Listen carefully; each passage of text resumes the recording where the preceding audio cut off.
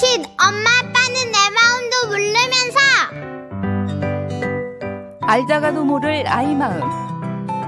자녀에 대한 모든 고민을 속 시원히 풀어드립니다. 내 아이를 부탁해.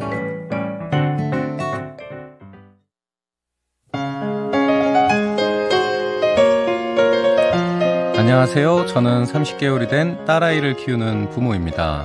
전 아이의 체중 때문에 늘 걱정인데요. 원래도 통통하게 성장하는 편이었는데 최근 사이 3kg이 급격하게 늘었습니다. 얼마 전 받았던 영유아 건강검진에서도 영양 과잉이 되지 않도록 식단 조절을 해가면 좋겠다는 이야기를 들었는데요. 문득 딸이 소화비만이 될까 걱정이 되었습니다. 아이의 식습관을 어떻게 잡아가야 하는지, 또 소화비만을 예방하기 위한 수칙도 궁금합니다. 내 아이를 부탁해서 알려주세요. 네, 자녀에 대한 고민을 시원하게 풀어보는 시간입니다. 내 아이를 부탁해. 이 시간 함께 해주시는 순천제일대학교 유아교육학과 강숙현 교수와 함께 이야기 나눠봅니다. 교수님 안녕하세요. 안녕하세요. 네, 급격하게 느는 체중이 걱정이라는 어머님의 사연이었는데요. 어렸을 때 찐 살은 다 키로 간다, 이런 옛말도 있긴 합니다만 건강한 식습관 평생 가는 거니까 중요한 문제 같습니다. 최근 들어서 소화 비만의 문제가 아주 급증하고 있습니다. 비만이라고 하는 것이 대사증후군 또 성인 비만으로 연결되는 아주 커다란 문제이고요. 또 이러한 유아기의 건전한 식생활 습관을 확립하는 것이 무엇보다 중요한 문제이기 때문에 아마 어머님께서 걱정이 많으신 것 같아요.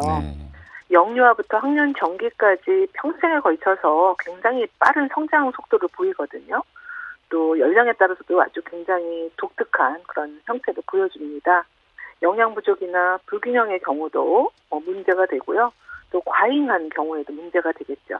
그래서 아이의 성장 발달을 이해하시고 적절한 영양 공급을 하셔서 정상적인 발달로 유도해 주시는 거 너무 중요한 일이라고 생각이 됩니다. 이렇게 건강한 식습관을 형성하려면 보통 1세부터 약 4세경 사이가 가장 중요한 최적기다라고 보고 있습니다. 이때 부모님의 역할 모델이 무엇보다 중요하겠죠. 부모님의 역할 모델이 중요하다고 하셨는데 어떻게 해야 할까요? 네, 30개월인 경우에 과잉 영양이 보통 수유를 완전히 중단하지 못하는 경우도 있습니다.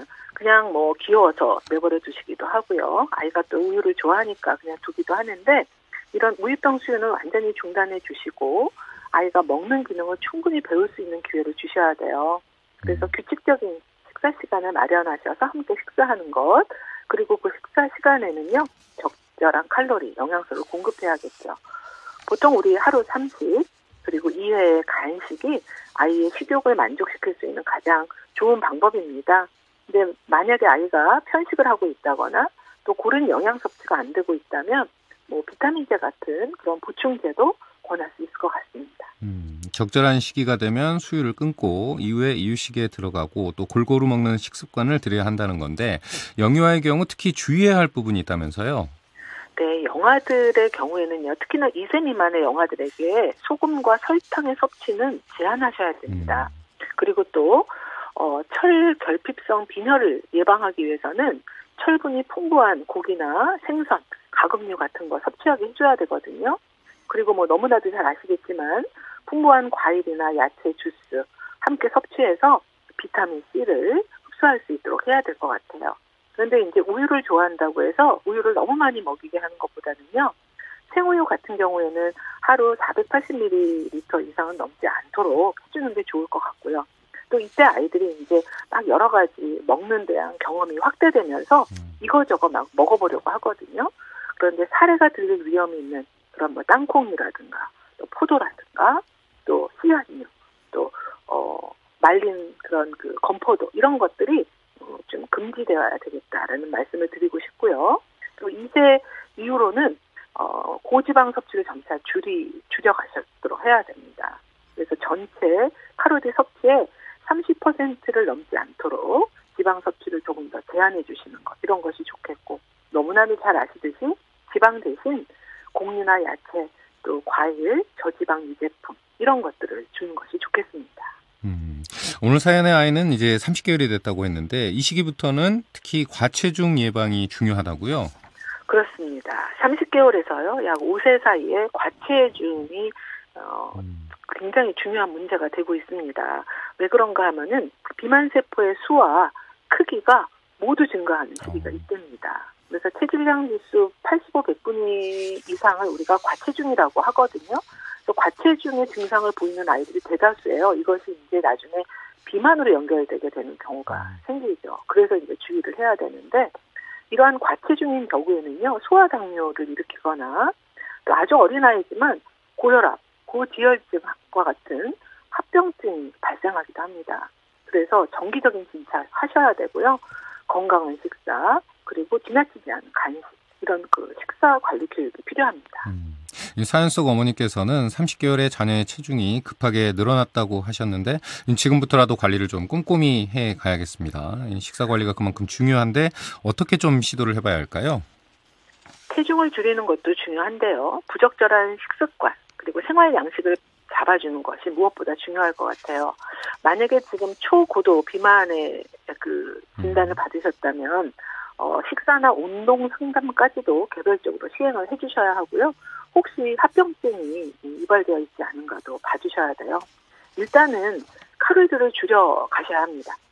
너무 잘 아시듯이 쌀밥에서 잡곡밥으로, 그리고 신선한 과일을 많이 먹을 수 있도록 해주시고요.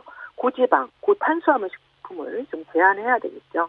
근데 이렇게 하려고 해도 아직 이제 식탐이 생기고 아직 먹을 걸 좋아하는 아이들은요, 무조건 좋아하는 음식을 제외시키면 또 스트레스가 너무 심하겠죠. 네. 그래서 심하게 식습관을 변화시키는 것보다는 현재 식사 형태를 조금씩 대체해 가도록 하는 게 좋을 것 같아요. 그래서 방식으로는 20분 이상에 걸쳐서 천천히 식사하도록 지도해 주시는 겁니다. 그리고 식사나 간식은요, 반드시 식탁에서만 먹을 수 있도록. 그리고 아침을 거르지 않게 해주시고요. 그리고 방과 후부터 자기 전까지 과식하지 않도록 해주셔야겠죠. 이런 지도가 기본이 되면 될 것 같습니다. 그리고 식사를 할 때 텔레비전이나 스마트폰을 보는 일도 금지하는 게 좋겠죠? 물론입니다. 식사 관리뿐만이 아니라 생활습관 차원에서의 관리가 같이 가주셔야 되거든요. 아이들이 TV를 시청하거나 PC를 만지거나 또 특히나 스마트폰, 손에서 아주 그냥 쉽게 닿을 수 있는 스마트폰 게임을 하기가 일쑤인데요. 어린아이들이 못할 것 같지만 요즘은 터치폰이라서 아주 쉽게 적응합니다. 그래서 그 시간을 제한하셔야 되고요. 특히나 TV나 책을 보면서 뭘 먹는 것을 허용하시는 부모님들이 굉장히 많아요. 부모님들께서 책을 본다 그러면 그냥 다 그냥 수긍해 주시는 경우가 많은데 절대 그렇지 않도록 해주셔야 될 것 같고요. 그래서 신체 활동을 좀 더 많이 할 수 있도록 유도해 주시고, 또 아까 제가 말씀드렸다시피 20분 정도 천천히 충분히 씹어서 먹을 수 있도록 해주시는 것이 좋고, 그래서 아이의 체중을 규칙적으로 좀 자주 측정을 해주세요. 그래서 식사 일기 혹은 운동 일기 같은 거 짤막하게 보이는 곳에다 걸어두시고 해주시면 너무 좋겠습니다. 먹는 것 못지않게 운동도 중요할 것 같은데 이 30개월 아이와 실천해 볼 수 있는 바깥놀이 어떤 것들 좀 추천해 주실 수 있을까요? 네, 30개월경의 아이라고 한다면은 일부러 운동 시간을 따로 내기보다는 실은 일상에서 신체 움직임이 많이 포함되는 활동을 늘리는 것, 이것이 운동의 지속률을 좀 높여줄 수 있을 것 같아요. 그리고 요즘 날씨 너무 좋으니까요. 산책 많이 하셨으면 좋겠고, 또 가까운 거리는 좀 걸어 다니시고요. 엘리베이터가 있는 그런 아파트에서 생활하신다면 올라갈 때는 계단을 좀 이용해 주시면 어떨까. 그리고 이제 30개월쯤 되었으니까요. 부모님과 함께 유아용 세발 자전거 타기 괜찮을 것 같습니다. 그리고 안전하게 그 손잡이가 있는 그런 킥보드를 시도할 수 있거든요. 그리고 실내라면 트램폴린 같은 것도 재밌어 할 것 같아요. 그래서 지나치게 반복적으로 너무나도 훈련처럼 운동을 하면 힘들어합니다. 그래서 아이가 즐기고 또 성취감도 느끼고 그럴 수 있는 운동하면 좋을 것 같아요. 부모님과 함께 좀 시합을 해본다든가, 또 칭찬 스티커를 준다든가, 또 매일매일 계획하고 실천하면 그것을 기록해 준다거나, 뭐 이렇게 해주신다면 아이가 지방을 에너지로 사용하고 그러면서 체중을 좀 감소하고 또 체내에서의 신진대사는 증가돼서 칼로리 소모가 늘어나게 됩니다. 아이의 그 기분도 상쾌해지는 건 물론이고요. 아이가 자신감을 얻게 되겠죠. 사연을 주신 어머님께서는 이 소아 비만도 궁금해하셨어요. 이 소아 비만의 경우 질병의 하나로 봐야 하는 건가요? 네, 질병입니다. 그래서 조기 예방이 우선이고요. 풍요롭고 복잡한 생활 속에서 과식을 하면서 또 신체 활동이 부족해지면서 또 식사 패턴이 불규칙해지면서 나타나는 여러 가지 요인 때문에 나타나는 증상이기 때문에 잘 살펴보셔야 될 것 같습니다. 그리고 이러한 그 건강 정보를 제공하는 웹사이트들이 참 많아요. 네. 국가 건강 정보 포털 같은 것들 질병관리청에서 운영하거든요. 또 일반 아이푸드 스쿨이라고 하는 것도 있고요. 여러 학회들이 있습니다.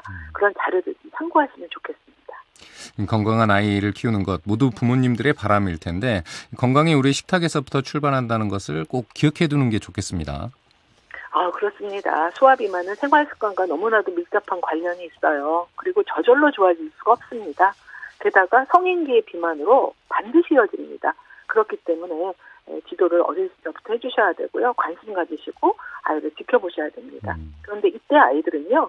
정신적으로 좀 미숙한 부분이 있잖아요. 게다가 또 전문가들께서는 소화 비만은 성인 비만과는 다르게 접근해야 된다라고 말씀하거든요. 왜냐하면 성장 과정이 있는 아이잖아요. 그래서 부모님들의 적극적인 그런 또 지속적인 그런 관리 너무나도 필요할 것 같습니다. 네, 오늘 말씀 잘 들었습니다. 고맙습니다. 감사합니다. 지금까지 순천제일대학교 유아교육학과의 강숙현 교수와 함께했습니다.